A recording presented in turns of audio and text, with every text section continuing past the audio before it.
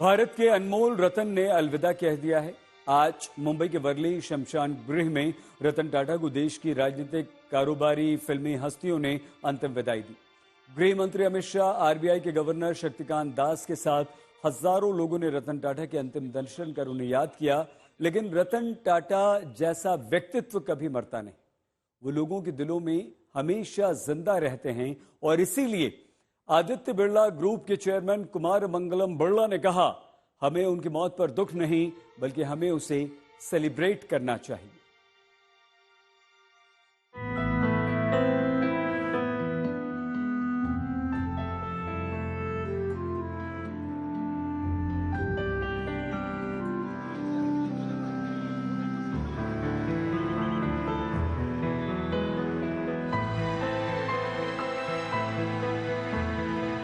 यूं ही नहीं कोई रतन टाटा बन जाता है।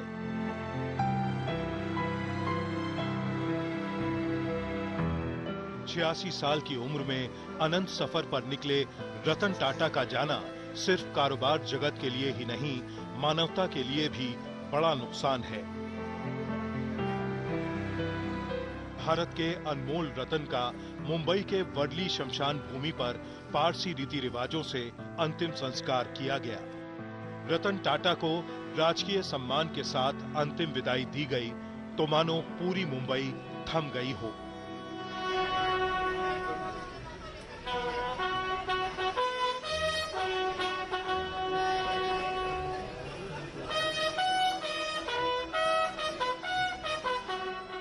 भले ही उनके निधन के बाद उन्हें भारत रत्न देने की मांग फिर उठने लगी है, लेकिन वो हमेशा से ही भारत के अनमोल रतन हैं और हमेशा कोहिनूर हीरे की तरह चमकते रहेंगे।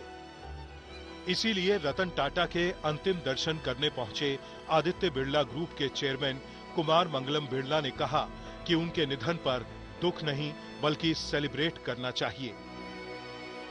देश के लिए बहुत बड़ा नुकसान है, not just for corporate India but for the country as a whole. I think the impact of his work is quite unparalleled and I think we should remember him through the richness of his work. उनका जीवन ऐसा था कि वहाँ से बहुत कुछ है जो हम सीख सकते हैं। मेरा ये प्रिविलेज था कि मैं उनके साथ काफ़ी मेरी करीबता रही कई सालों तक और बहुत कुछ सीखने मिला मुझे उनसे और आदर्श पुरुष थे कई तरह से। तो हमको उनकी जो जिंदगी है सेलिब्रेट करना चाहिए।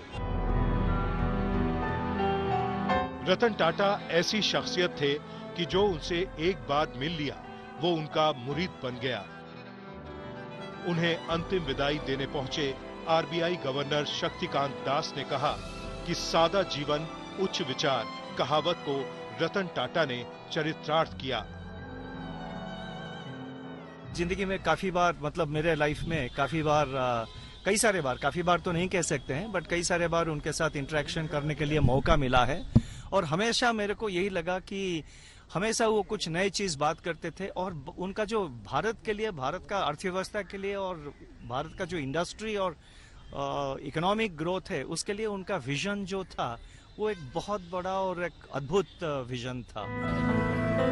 रतन टाटा होने के मायने क्या है उसे इस वीडियो से समझिए। इंसान तो इंसान, जानवर भी उनके निधन से दुखी नजर आए। दरअसल इस कुत्ते को रतन टाटा गोवा से लाए थे। उन्होंने इसका नाम भी गोवा रखा था। लेकिन जब इस बेजुबान को ये एहसास हुआ कि वो दुनिया से जा चुके हैं तो वो भी उन्हें श्रद्धांजलि देने आया। पीएम मोदी विदेश के दौरे पर हैं, लेकिन जैसे ही उन्हें कल रात रतन टाटा के निधन की खबर मिली, उन्होंने रतन टाटा को दूरदर्शी और दयालु बताते हुए अपने साथ की इन तस्वीरों को सोशल मीडिया पर साझा किया। वहीं आज गृह मंत्री अमित शाह भी रतन टाटा को श्रद्धांजलि देने पहुंचे। अमित शाह ने कहा कि कारोबार से परोपकार तक रतन टाटा के पूरे जीवन से प्रेरणा मिलती है। रतन टाटा जी, मेरा उनसे व्यक्तिगत भी गहरा परिचय रहा, परंतु न केवल भारतीय उद्योग जगत के पूरे विश्व के एक सम्मानीय उद्योजक रहे। टाटा समूह का नेतृत्व करना ही अपने आप में एक बहुत बड़ी बात होती है, परंतु उन्होंने टाटा समूह का नेतृत्व ऐसे समय में संभाला जब टाटा समूह को अनेक प्रकार के परिवर्तन करना जरूरी था। महाराष्ट्र के सीएम एकनाथ शिंदे ने भी उन्हें नम आंखों से अंतिम विदाई दी। एकनाथ शिंदे की कैबिनेट ने उन्हें भारत रत्न देने के प्रस्ताव पर मुहर भी लगाई। एक अनमोल रत्न कहते हैं, वो रहा नहीं। ये भारत का कोहिनूर, हरपला भारत का कोहिनूर रहा नहीं। समाजवादी पार्टी के अध्यक्ष अखिलेश यादव हों या पूर्व राष्ट्रपति रामनाथ कोविंद, सभी ने कहा कि रतन टाटा जैसा कोई नहीं। समाज के कल्याण के लिए जिस तरीके से उन्होंने लाभ का पैसा लगाया है और लोगों का, आम लोगों का कल्याण कैसे हो, उस दिशा में एक उदाहरण पेश किया। मैंने जो उनको नजदीक से देखा वो एक बेहद महान इंसान थे। उनमें इंसानियत कूट कूट कर भरी थी। देश हित उनकी प्राथमिकता थी।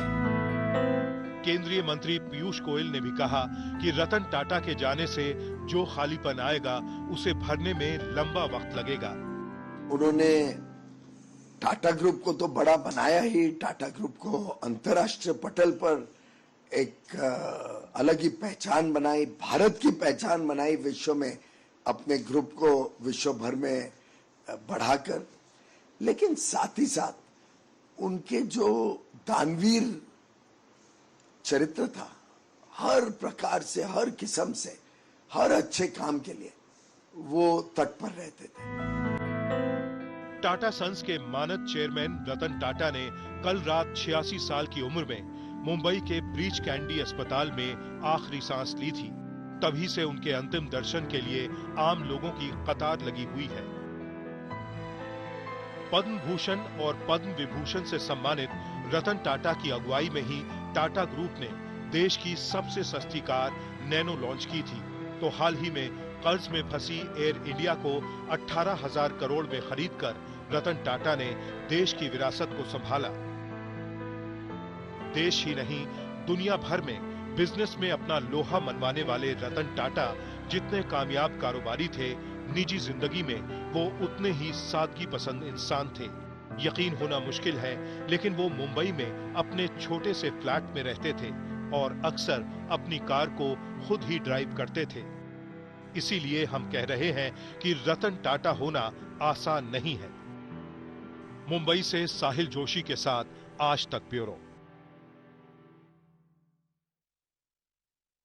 और आइए अब हम आपको रतन टाटा का पूरा सफर बताते हैं। 28 दिसंबर 1937 को रतन टाटा का जन्म हुआ और उसके बाद उन्होंने 4 बार प्यार किया, लेकिन शादी कभी नहीं की। शादी उनकी नहीं हो पाई। 1991 में टाटा सन्स के चेयरमैन बने और ये वो समय था जब टाटा सन्स को कई सारे बदलावों की जरूरत थी। 2008 में पद्म विभूषण से सम्मानित किया गया और उसके बाद भारत विदेशों में कई सारे अवार्ड्स भी उन्हें मिले। पद्म भूषण से भी उन्हें सम्मानित किया गया। कोरोना के दौरान 500 करोड़ रुपए उन्होंने दान किए। ये समाज के प्रति उनका लगाव था, प्यार था। टाटा सन्स के मुनाफे के बड़े हिस्से से समाज सेवा लगातार रतन टाटा करते रहे। टाटा ट्रस्ट के द्वारा किताबों, कारों, प्लेन उड़ाने के शौकीन रहे और अपने शौक को पूरा करते रहे। लेकिन जीवन उनका हमेशा सादा रहा और जो मूल मंत्र होता है सादा जीवन उच्च विचार, उसी पर चलते हुए उन्होंने देश और दुनिया में अपना नाम बनाया। 4 लोगों को भीगते देखकर उन्होंने नैनो का आइडिया, लखटकिया कार कि लाख रुपए में देश के हर व्यक्ति को कार दूंगा। 2008 में लखटकिया नैनो कार उन्होंने लॉन्च भी की और उनका सपना यही था कि मिडिल क्लास का कार चलाने का सपना जो है वो पूरा किया जाए और इसलिए नैनो उन्होंने लॉन्च की। Jaguar land rover brand $2.3 billion में यह खरीदा था उन्होंने और उसके बाद उसे कर्ज में फंसी एयर इंडिया को खरीद कर उन्होंने देश की जो एक विरासत है उसे बचाने का काम किया था। 18,000 करोड़ में एयर इंडिया को रतन टाटा ने खरीदा था। तो न सिर्फ देश में बल्कि दुनिया भर में उन्होंने व्यापारिक जगत में अपनी धाक जमाई। रतन टाटा ने 86 वर्ष की उम्र में मुंबई के ब्रीच कैंडी अस्पताल में अंतिम सांस ली। उनके निधन से पूरे देश में शोक की लहर है। जमशेदपुर में दुर्गा पूजा पंडालों में लाउडस्पीकर तक बंद कर दिए गए। टाटा स्टील से जुड़े लोग उन्हें देखकर याद कर भावुक दिखे। झारखंड के पूर्व मुख्यमंत्री रघुवर दास ने कहा कि वो बतौर मजदूर भी रतन टाटा से मिले थे और बतौर मुख्यमंत्री भी। इससे रतन टाटा का व्यक्तित्व समझ में आता है कि रतन टाटा कितने सरल थे, सहज थे।